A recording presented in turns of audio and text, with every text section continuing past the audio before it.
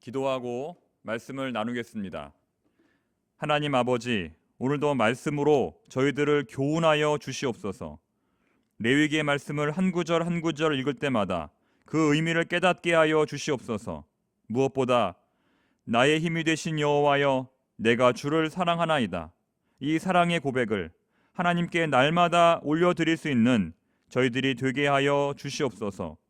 오늘도 주의 전에 올라온 청파동의 모든 성도들을 기억하여 주시고, 마음이 아프고 몸이 아프고 말할 수 없는 고통으로 탄식하는 주의 백성들에게 하나님의 치료의 강선을 부어 주시옵소서. 상전의 손을 바라보는 종들의 눈같이, 여주인의 손을 바라보는 여종의 눈같이 우리의 눈이 오직 여호와 우리 하나님만을 바라보고 있습니다. 하나님, 그런 저희들에게 하늘의 신령한 은혜를 베풀어 주시옵소서. 시리아와 튀르키아에서 지진으로 고난당하는 주님의 백성들을 기억하여 주시고 하루속히 저들을 구원하여 주시옵소서. 이 일을 남의 일로 여기지 않고 내 일로 여기고 그 고난에 동참하며 기도하게 하여 주시옵소서. 예수님의 이름으로 기도드립니다. 아멘. 나눔을 향기로 받으시는 하나님, 나눔을 향기로 받으시는 하나님이라는 제목으로 주의 말씀을 증거하겠습니다. 자, 오늘 말씀을 나누기 전에 먼저 지난주 말씀을 복습하는 몇 가지의 질문을 드려보겠습니다. 한번 이 질문에 대해서 답변해 보시기 바랍니다. 자, 첫 번째 질문은 소재는 히브리어로 뭐라고 할까요? 입니다. 소재는 히브리어로 뭐라고 할까요? 소재는 히브리어로 민하라고 합니다. 히브리어 민하는 선물이라는 뜻을 가지고 있습니다. 자, 두 번째 질문. 소재의 가장 큰 특징은 무엇일까요? 소재의 가장 큰 특징. 소재의 가장 큰 특징은 구약의 모든 제사 가운데 유일하게 피가 없는 제사라는 것입니다. 자, 세 번째 질문. 소재의 주된 재료 세 가지는 무엇일까요? 바로 고운 가루, 기름, 그리고 유향입니다. 소재에 반드시 넣지 말아야 할 것 두 가지는 무엇입니까? 누룩과 꿀입니다. 반면에 반드시 넣어야 할 것은 무엇입니까? 반드시 넣어야 할 것은 소금입니다. 자, 그리고 소재의 그 영적 의미가 중요한데 예배자는 곡식을 곱게 빻는 과정을 통하여 자신의 자아를 죽이게 됩니다. 자, 일곱 번째 질문. 또한 그렇게 깨어진 곡식은 기름으로 반죽되어 화덕과 철판과 그리고 냄비에서 구워지고 태워지게 됩니다. 이 과정에서 곡식은 완전히 새로운 물질로 변화가 됩니다. 자, 마지막 여덟 번째 질문입니다. 마찬가지로 우리 성도들은 고난을 통하여 완전히 새로운 사람으로 변화되어야 합니다. 자, 그렇습니다. 우리 옆에 있는 분에게 한번 고백해 보겠습니까? 자, 진정한 예물은 삶의 변화입니다. 진정한 예물은 삶의 변화입니다라고 한번 고백해 보시기 바랍니다. 자, 그렇습니다. 삶으로 예배하는 우리 모두가 되기를 바랍니다. 자, 이제 오늘은 레위기 3장 화목제에 관하여 함께 살펴보겠습니다. 화목제를 뜻하는 히브리어는 쉴라밈입니다. 자, 한번 따라서 해볼까요? 자, 쉴라밈입니다. 이것은 평화, 그 샬롬이라는 단어에서 나온 것입니다. 그래서 영어로 화목제는 뭐냐면 peace offering입니다. 이웃과의 평화, 하나님과의 평화를 의미합니다. 화목제는 번제와 그 방법이 매우 비슷합니다. 아니, 거의 똑같습니다. 차이점이라고 한다면 번제는 수컷으로만 제사를 드릴 수 있었는데 이 화목제는 암컷으로도 제사를 드릴 수 있었다는 것입니다.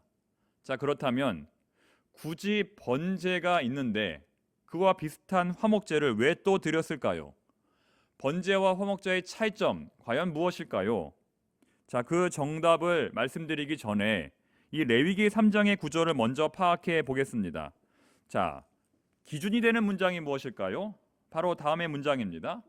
이는 화제라 여호와께 향기로운 냄새니라. 자, 너무나 익숙한 문장이죠. 자, 늘 하던 대로 이 문장을 찾아서 한번 밑줄을 그어 보시기 바랍니다. 자, 이 문장 몇 절에 있습니까? 바로 5절과 그리고 11절 그리고 16절에 기록되어 있습니다. 자, 한번 밑줄을 그어 보시기 바랍니다. 5절 그리고 11절 16절 말씀에 한번 밑줄을 그어 보시기 바랍니다. 이렇게 레위기는 구조를 파악해야 그 내용을 이해할 수 있습니다. 자, 첫 번째 문단 보겠습니다. 자, 첫 번째 문단의 제물은 무엇입니까? 자, 1절에 나오죠. 사람이 만일 화목제의 제물을 예물로 드리되 소로 드리려면, 자, 첫 번째 문단의 제물은 바로 소입니다. 자, 두 번째 문단, 그 제물이 무엇입니까? 자, 6절에 나옵니다.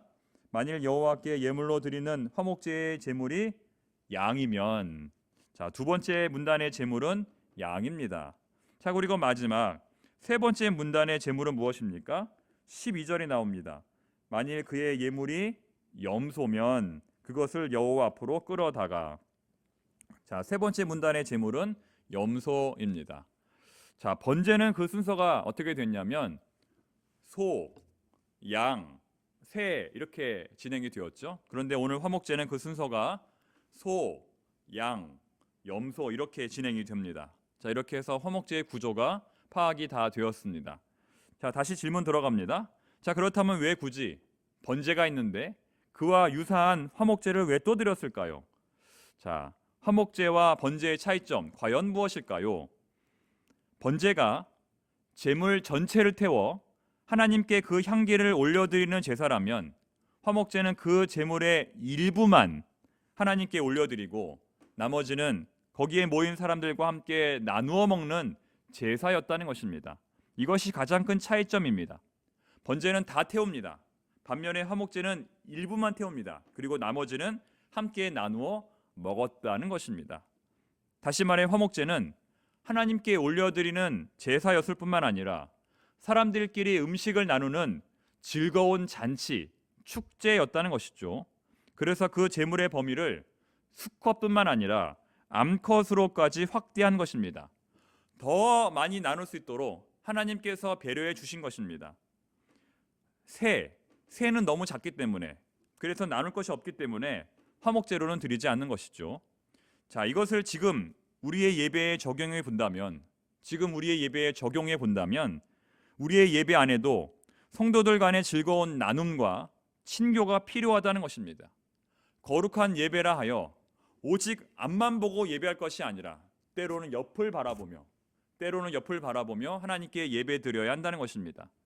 하지만 오늘날의 예배는 너무 하나님과의 관계에만 그 초점이 맞추어져 있지 않은가 생각해 봅니다. 하나님과의 관계 회복은 이웃과의 관계 회복으로 나타나야 하는데 그렇지 않다는 것입니다.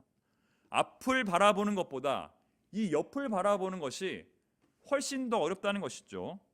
그런 의미에서 이렇게 본당에서 드리는 예배도 중요하지만 식당에서 함께 나누는 식사 또한 굉장히 중요한 것입니다.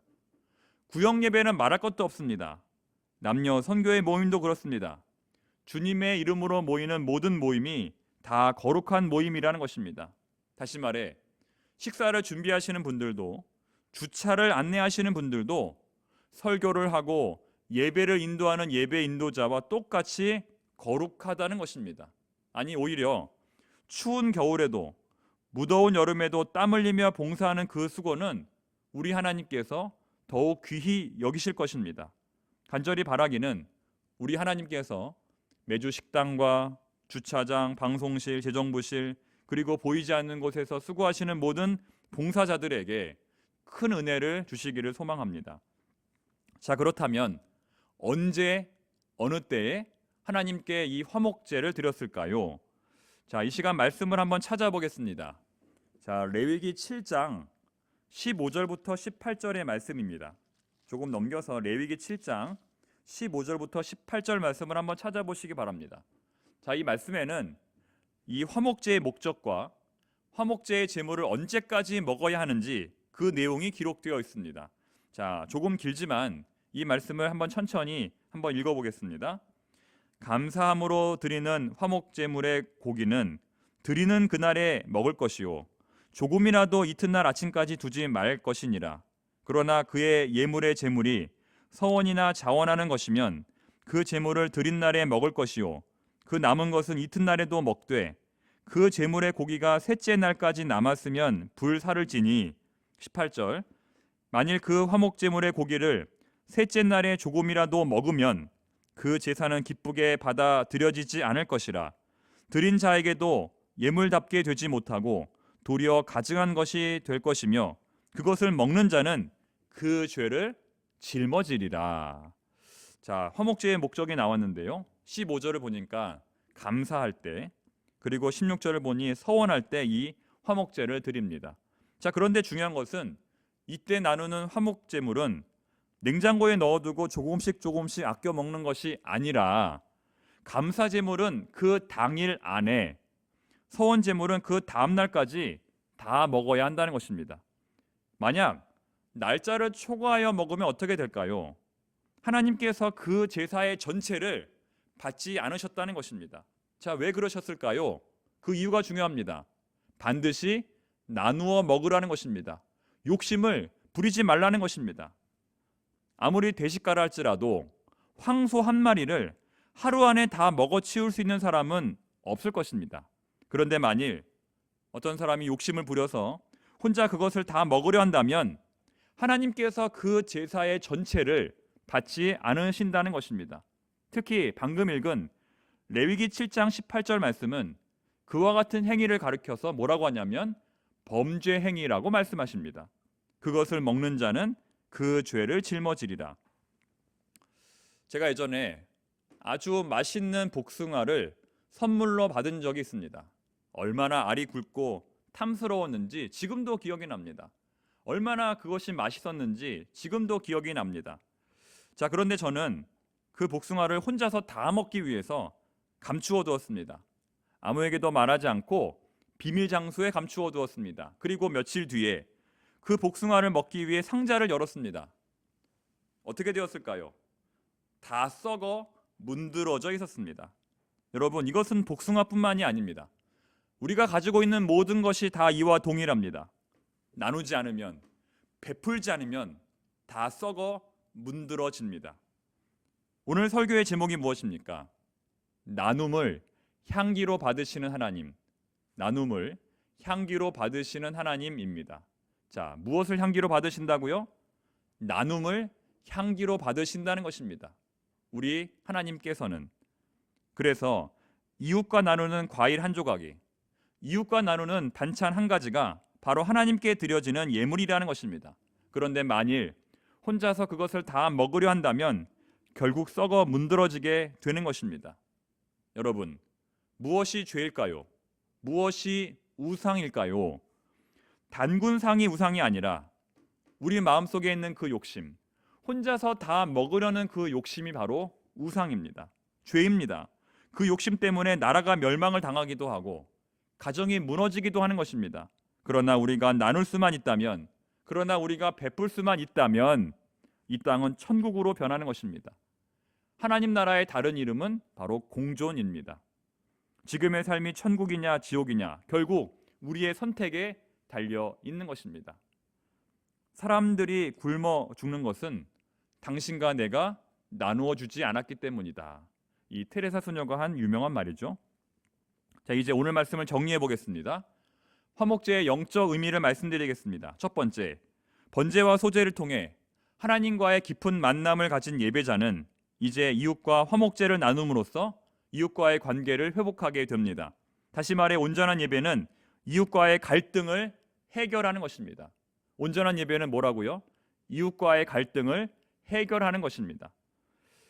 그런데 이것은 어찌 보면 하나님과의 관계 회복보다 훨씬 더 어려운 것입니다.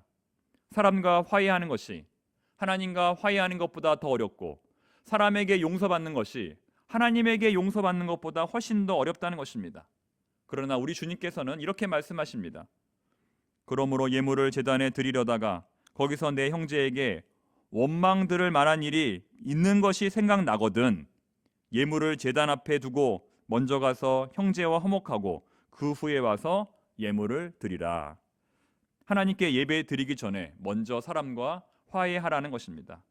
사랑하는 성도 여러분, 혹시 우리 교우들 중에 아직 화해하지 못하신 분이 계십니까?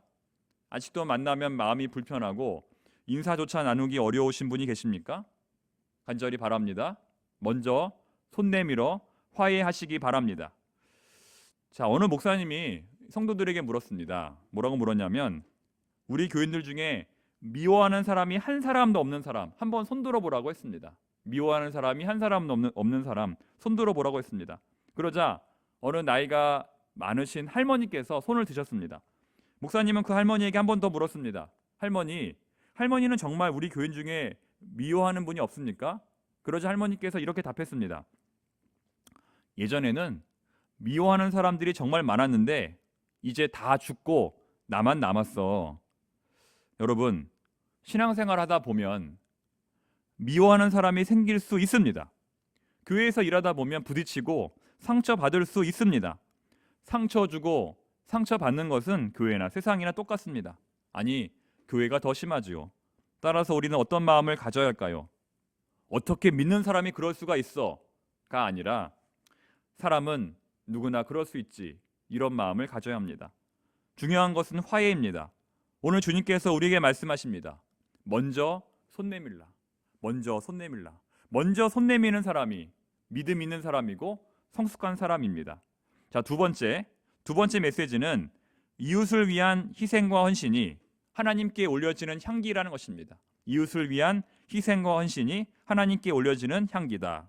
자, 이것은 굉장히 특이한 것입니다. 어떻게 하나님을 향한 것이 아니라 이웃을 향한 헌신이 하나님께 올려지는 향기가 될 수 있습니까? 정말 이것은 다른 종교에는 있을 수 없는 것입니다.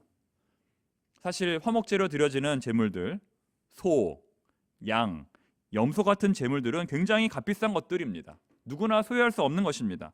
즉, 자신의 소유를 내어놓고 그것을 이웃과 나눌 때 우리 하나님은 진정 기뻐하신다는 것입니다. 우리 그리스도인들은 특별한 사람들입니다. 우리 그리스도인들은 하나님의 은혜를 입은 특별한 사람들입니다. 그러므로 이제는 그 은혜를 나눌 때입니다. 이제는 그 은혜를 전할 때입니다. 할 수만 있다면 더 많이 나누십시오. 할 수만 있다면 더 많이 베푸시기 바랍니다. 통장에 돈이 아무리 많아도 쓴 돈만 내 돈이듯이 통장에 돈이 아무리 많아도 나눈 것만, 베푼 것만 은혜입니다. 우리 청파동교회 교인들은 무엇이든지 많이 베풀고 많이 나누는 정말 인심이 후한 그런 성도들이 다 되시기를 바랍니다. 여러분, 성경에서 가장 큰 죄가 무엇일까요? 나누지 않고 베풀지 않은 죄입니다. 용서하지 않고 용납하지 않은 죄입니다. 예수님께서는 사람들을 양과 염소로 나누신 뒤에 양의 편에 있는 사람들에게 이렇게 말씀하셨습니다. 그때 임금이 그 오른편에 있는 자들에게 이르시되 내 아버지께 복받을 자들이여 나와 창세로부터 너희를 위하여 예비된 나라를 상속받으라. 내가 줄일 때에 너희가 먹을 것을 주었고 목마를 때에 마시게 하였고 나그네 되었을 때에 영접하였고 헐 벗었을 때에 옷을 입혔고 병 들었을 때에 돌보았고 옥에 갇혔을 때에 와서 보았느니라. 자, 무슨 말입니까? 다시 말해 하나님을 믿는다는 것은 이웃과 나눈다는 것이고 이웃을 용서한다는 것입니다. 교회에서 용서를 배우지 않으면 어디 가서 용서를 배울 수 있겠습니까? 교회에서 희생을 배우지 않으면 어디 가서 희생을 배울 수 있겠습니까? 자, 이제 끝으로 이렇게 우리가 레위기의 말씀을 공부하는 이유에 대해서 말씀을 드리겠습니다. 자, 오늘까지 이렇게 세 번의 말씀을 나누게 되었는데요. 자, 21세기를 살아가는 우리 현대인들에게 이 레위기는 어떤 의미를 가질까요? 레위기의 제사는 지금으로부터 2000년 전 예수님이 이 땅에 오시기 전까지 고대 이스라엘 사람들이 하나님께 예배드리던 방식이었습니다. 최초의 제사는 출애굽 시대까지 거슬러 올라가야 합니다. 아니, 가인과 아벨이 제사를 지내던 창세기까지 올라가야 합니다. 그렇게 오래된 제사법을 왜 우리가 공부해야 하는 것일까요? 왜 우리가 알아야 하는 것일까요? 지금 우리의 예배가 바로 거기서 나왔기 때문입니다. 제사가 예배의 원형이기 때문입니다. 그 당시 유대인들은 얼마나 지극정성을 다하여 하나님께 제사를 드렸을까요? 제물을 고르고 제물을 죽이고 제물에 안수할 때 그들의 심령은 어떠했을까요? 자기를 대신하여 죽임을 당하는 그 제물들을 보며 예배자는 통한의 눈물을 흘렸을 것입니다. 사랑하는 성도 여러분, 지금 우리에게 그런 눈물이 있습니까? 지금 우리에게 그런 정성이 있습니까? 이 주일, 이 예배당에 올라올 때마다 그런 감격을 느끼고 있느냐는 말입니다. 이제 우리는 2000년 전의 예배자들이 하나님께 제사를 드리던 그 심정으로 하나님 앞에 나아가야 합니다. 그 정성이나 그 마음가짐에 있어서 조금도 소홀해서는 안 됩니다. 이를 위하여 레위기를 공부하는 것입니다. 여러분, 할 수만 있다면 더 깊이 레위기 속으로 들어가시기 바랍니다. 2000년 전 예루살렘 성전 속으로 시간 여행을 떠나보시기 바랍니다. 여러분, 어떤 소리가 들리십니까? 어떤 광경이 보이십니까? 짐승이 도살되고 받쳐지는 그 광경과 소리, 갓 흘린 피의 역겨운 냄새, 그리고 거기에 몰려든 파리떼의 소리가 들릴 때까지 이 레위기의 말씀 속으로 여러분 깊이 들어가 보시기 바랍니다. 진정한 예배는 정장을 차려입고 점잖게 드리는 예배가 아닙니다. 진정한 예배는 피가 터지고 생명체가 죽고 비명소리가 울려 퍼지듯 우리의 내면이 드러나고 우리의 삶이 드러나고 그래서 문제가 해결되는 예배입니다. 바라기는 우리 청파동 교회 예배가 그런 예배가 되기를 바랍니다. 우리 청파동 교회 모든 예배를 통하여 하나님 앞에서 치유받고 회복되는 놀라운 역사가 일어나기를 소망합니다. 기도하겠습니다. 하나님 아버지, 오늘도 레위기의 말씀을 통하여 하나님의 음성을 듣게 하시니 감사합니다. 오늘은 이웃을 용서하고 이웃에게 선을 베푸는 것이 하나님께 올려드리는 예배임을 깨달았습니다. 우리 청포동의 모든 성도들 서로 용납하고 용서함으로 다시 관계가 회복되게 하여 주시옵소서. 교회에서 용서를 배우고 교회에서 희생을 배우고 교회에서 나눔을 배우게 하여 주시옵소서. 이 시대의 교회가 어떤 역할을 해야 하는지 시대적인 사명을 깨닫게 해주시고 이 지역사회에 빛과 소금의 역할을 하게 하여 주시옵소서. 오늘도 드려지는 영유아부, 유치부, 아동부, 중고등부, 청년부, 소망부 예배를 통하여 그리고 모든 구역 모임을 통하여 하나님의 치유와 회복의 역사가 일어나게 하여 주시옵소서. 예수님의 이름으로 기도드립니다. 아멘.